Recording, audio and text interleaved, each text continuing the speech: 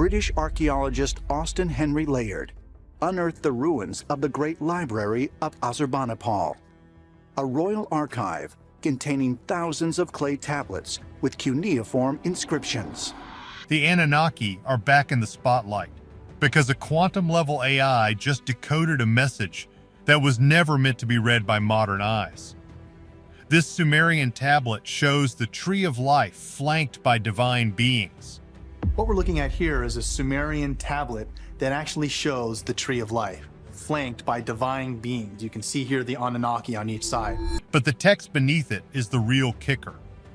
It is hands down the most intense warning ever pulled from the Mesopotamian desert.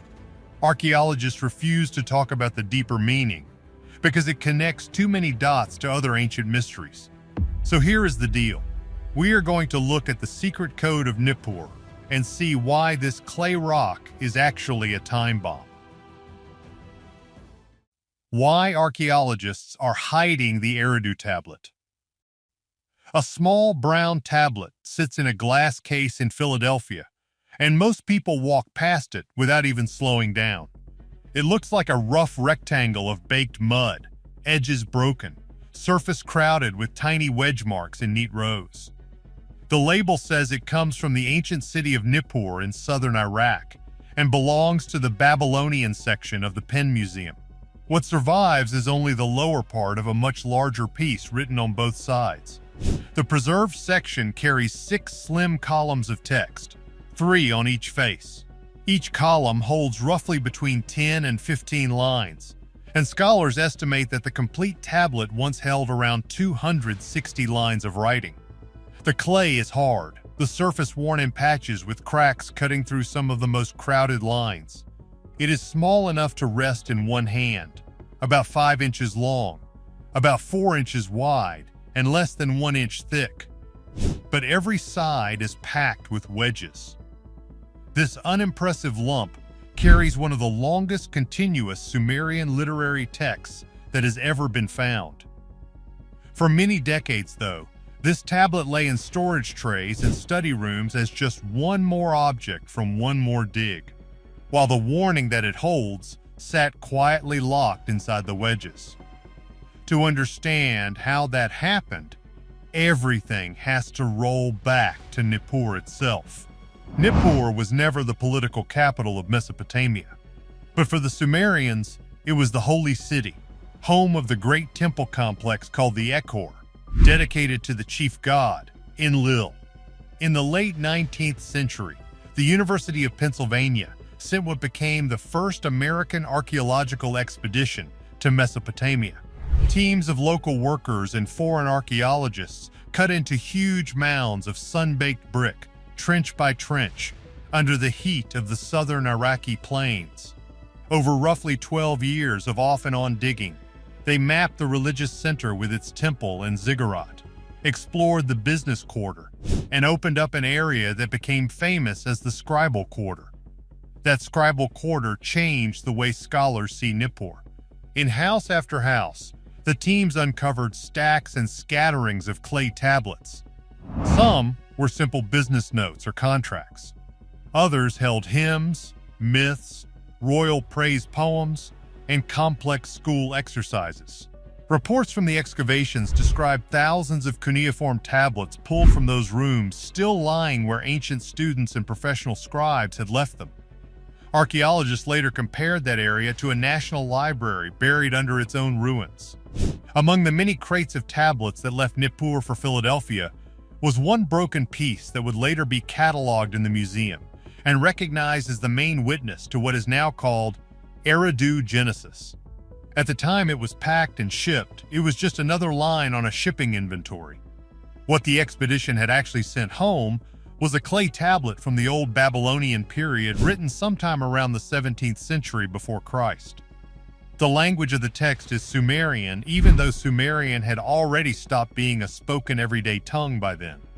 Scribes in that age treated Sumerian as a learned classical language, and they copied older religious and literary works as part of their advanced training. Later studies of schoolhouses at Nippur show that large literary tablets like this were usually written by higher-level students or specialists, not beginners learning their first signs. That already hints that the content of this particular tablet was considered serious and important in its own time. The way the text is written on the clay adds to the challenge. Cuneiform script is made of small wedge-shaped impressions pressed into damp clay with the cut tip of a reed stylus. Each sign is a pattern of wedges arranged at different angles. A single sign can stand for a whole word, for part of a word, or for an idea marker that guides how the reader should take other signs around it. Even in its mature form, the script uses hundreds of different signs, many with several possible values. Reading any long Sumerian text is slow work, and reading a damaged one forces you to make assumptions all the way through. The physical state of this tablet makes those choices even harder. Big chunks are missing from the upper part and from one whole side. Cracks run down through columns of text, cutting signs in half. In some rows, the wedges are so shallow that they almost fade into the clay.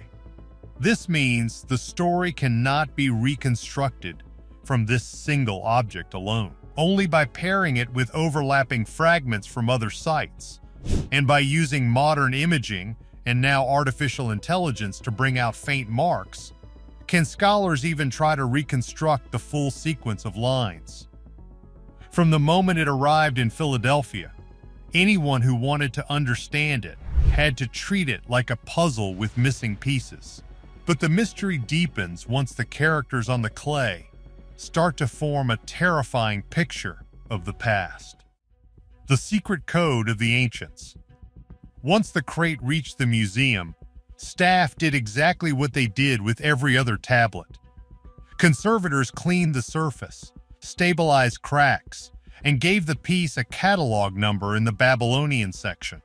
Specialists made hand copies of the wedges on graph paper, stroke by stroke, and took black and white photographs.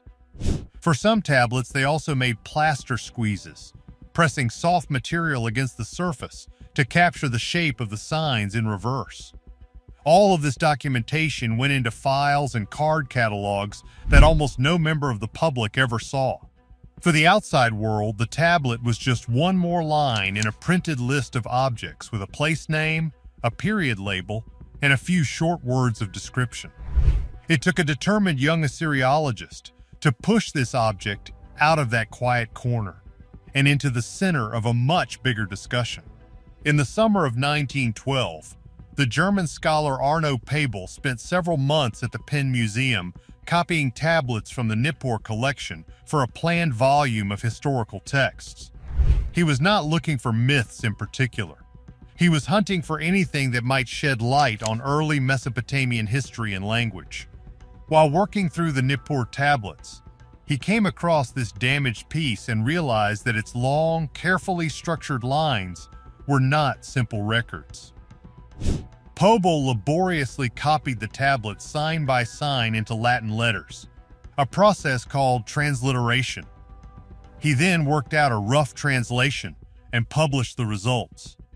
Other scholars soon saw that the story on this tablet did not stand alone. Separate fragments from the city of Ur and from the Royal Library of Nineveh preserved overlapping sections of the same Sumerian text. In the 1980s, Thorkild Jacobsen pulled the material together and suggested calling the whole composition Eridu Genesis, a name that has stuck ever since. From that point on, the tablet in Philadelphia was no longer just another Nippur object. It became the primary witness to a very old Sumerian story that stretches from the making of humans and the founding of early cities, all the way to a near-total crisis for the world those humans built. Only a fraction of the original text survives on this one tablet, but its wording and layout anchor the whole reconstruction. The fragments from Ur and Nineveh fill some of the gaps, and newer finds from published in the 21st century have added a few more lines, particularly about the choice of the very first king. The big obstacles to reading this text have always been the script, the language, and the damage. Over the past few decades, new tools have begun to break down those obstacles. High-resolution digital photography under raking light can make very shallow wedges stand out as sharp shadows. Three-dimensional scanning projects now capture the full surface of cuneiform tablets, allowing researchers to rotate and examine the signs from any angle without ever touching the original. In some labs, multispectral imaging reveals faint traces of strokes that normal light cannot catch at all. Computer vision and artificial intelligence projects are learning to spot individual wedge strokes in tablet photos and help figure out damaged or tightly packed signs. Work that once took weeks of slow manual tracing now moves much faster. Now that we can read more of these marks, the question that follows is this: what story do they tell? And what warning did the ancient scribe think was important enough to press into wet clay for future readers? The crazy part is that the warning describes a decision made by beings who were not from this world. The decision of the high gods.